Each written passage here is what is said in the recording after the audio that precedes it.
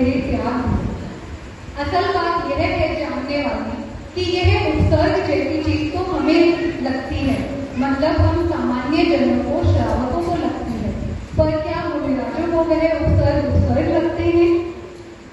ऐसा शास्त्रों में भी कहा गया है कि हर तीर्थंकर के काल में 10 ऐसे मुनिराज होते हैं जो कि अनुत्पादित महामुनिराज होते हैं, जो कि घोर उत्सर्ग सहनकर सर्वार्थ सिद्धि तक में देव जाके बढ़ते हैं।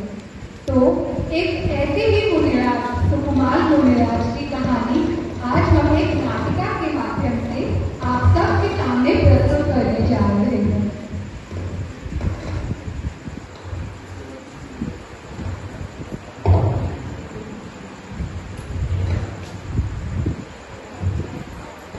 उज्जैन नगर में एक सेठ और सेठानी रहते थे। वह दोनों बहुत ही धर्मनिष्ठ थे और धनवान भी थे। एक बार उज्जैन नगर में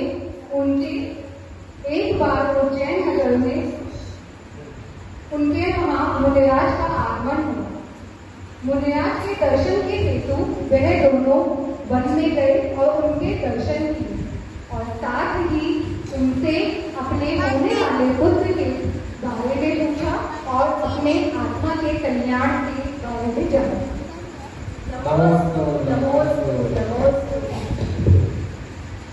हे गुरुदेव, कृपया कर आप मुझे मेरे और मेरे परिवार के भविष्य के बारे में बता सकते हैं कि क्या हम हमारा आत्मा कल्याण कर पाएंगे? हे भव्य आत्मा, जिस दिन तुम अपने होने वाले पुत्र का मुख प्रथम बार देखोगे, उसी दिन तुम्हें वैराग्य प्राप्त कर दोगे और जिस दिन तुम्हारा पुत्र भी किसी दिगंबर मुनि के प्रथम दर्शन करेगा, वह भी उस दिन मुनि दीक्षा धारण करेगा। यह बात सुन सेठ तो बहुत आनंदित हुए, पर सेठानी चिंता में पड़ गई। कुछ समय पश्चात उन्हें एक बहुत सुंदर पुत्र रत्न की प्राप्ति होती है।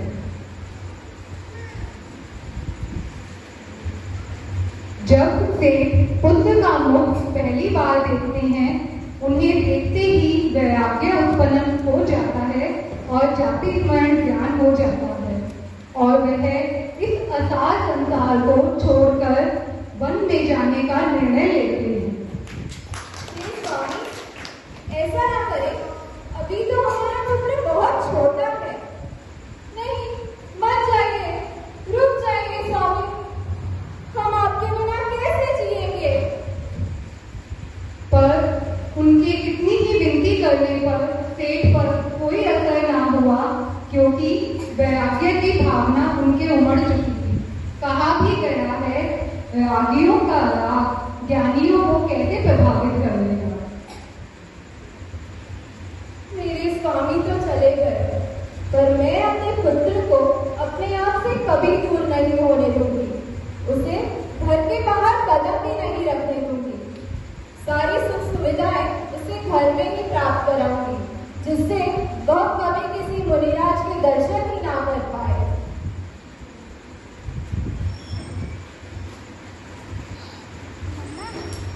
ऐसा है यह मोह, व्यक्ति को धर्म से ही विमुख कर देता है।